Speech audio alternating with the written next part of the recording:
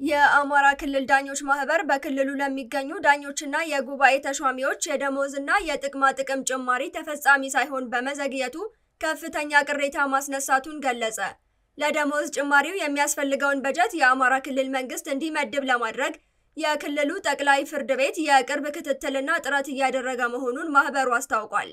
የዳኞች ማህበሩ ይህን ያስታወቀው ትላንት እሁድ ሚያዝያ 19 2017 ለአባላቱ ባስተላለፈው መልእክት ነው። ማህበሩ በዚሁ መልእክቱ ፍርድ ቤቶችን ከማጠናከርና የክልሉ ጠቅላይ ፍርድ ቤት የጀመረውን የለውጥ ስራ የተሟላ ከማድረግ አኳያ የዳኞችንና የጉባኤ ተሿሚዎቹን ደሞዝና ጥቅማ ጥቅም ማሻሻሉ የማይተካ ሚና ያለው መሰረታዊ ነጥብ እንደሆነ አስገንዝቧል። የዳኞች ደሞዝና ጥቅማ ጥቅም ጥያቄን ለመመለስ የአማራ ክልል ጠቅላይ ፍርድ ቤት ኮሚቴ አዋቅሮ ጥናት ካደረገ በኋላ በክልሉ ዳኞች አስተዳደር አብይ ጉባኤ አማካኝነት ዝርዝር መመሪያ ማጽደቁን ማህበሩ አስታውሷል። በ2014 ዓ.ም የወጣው የአማራ ክልል ፍርድ ቤቶች የዳኞች አስተዳደር ጉባኤን ለማሻሻል የወጣው አዋጅ የደሞዝ የእረፍትና የጥቅማ ጥቅም አይነትና ደረጃ እንዲሁም መሰላል የመወሰንና መመሪያ የማውጣት ስልጣን ለአብይ ጉባኤው ይሰጣል።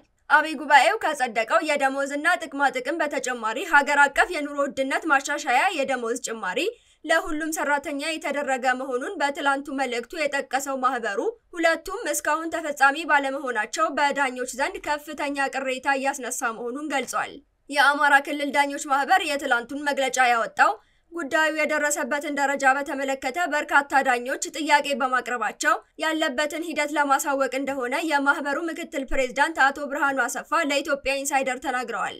የአማራ ክልል ጠቅላይ ፍርድ ቤት ለዳኞች ደሞዝና ጥቅማ ጥቅም የሚያስፈልገውን የበጀት መጠን ጠቅሶ ለክልሉ ርዕሰ መስተዳድር፣ ለክልሉ ምክር ቤትና ለክልሉ ገንዘብ ቢሮ ማሳወቁን ማህበሩ አመልክቷል። አዲስ የጸደቀው የደሞዝና ጥቅማ ጥቅም መመሪያ የትራንስፖርት፣ የቤት ኪራይ፣ የአልጋና የካርድ አበልን እንደሚያካትት የገለጹት አቶ ብርሃኑ ውሳኔ የሚፈጸመው የክልሉ መንግስት በጀት ሲበጅት ነው።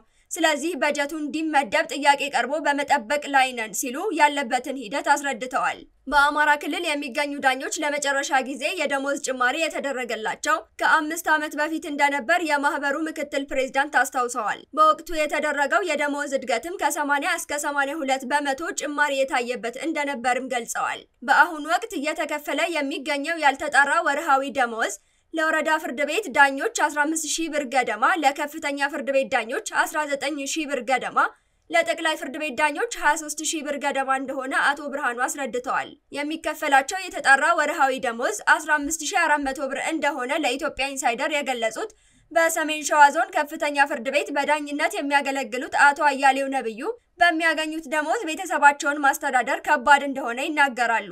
በዳኝነት ለ10 ዓመት የሰሩት አቶ አያሌው እስካሁን ድረስ የደሞዝ ጭማሪ የተደረገላቸው 2 ጊዜ መሆኑን ያስረዳሉ።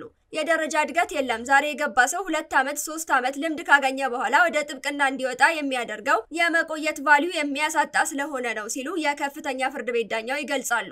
እርሳቸው በተመደቡበት ፍርድ ቤት በየጊዜው ዳኞች ስራቸውን እንደሚለቁ የሚናገሩት አቶ አያሌው ለዚህ አንደኛው ምክንያት የደሞዝ ክፍያ አነስተኛነት ነው ባይ ናቸው። የአማራ ክልል ጠቅላይ ፍርድ ቤት ባለፈው የካቲት ወር ለክልሉ ምክር ቤት ባቀረበው ሪፖርት በዚህ ዓመት በ6 ወራት ውስጥ ብቻ 89 ዳኞች መልቀቃቸውን አስታውቆ ነበር።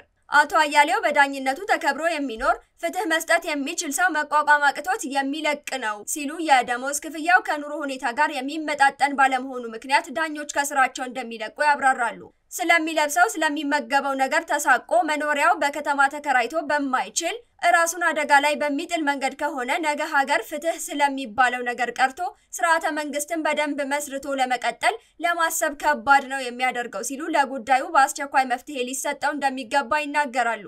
የአማራ ክልል ዳኞች ማህበርም በትላንቱ መግለጫው የዳኞች የደሞዝና ጥቅማ ጥቅም ጥያቄ አሁን ካለው የኑሮ ውድነት ጫና አኳያ ፈጣን ምላሽ የሚያስፈልገው እንደሆነ አጽንኦት ሰጥቷል። የአማራ ክልል የመንግስት አካላት ለዚህ የሚያስፈልገውን በጀት ፈጥኖ በመመደብ ለፍርድ ቤቶች መጠናከር የተለመደውን ትብብራቸውን እንዲያደርጉ ማህበሩ ጠይቋል። የማህበሩ አባል ዳኞችን በጀት በማስመደብ ሂደት ውስጥ የሚወስደውን ጊዜ ታሳቢ በማድረግ በትዕግስት እንዲጠባበቁ አሳስቧል።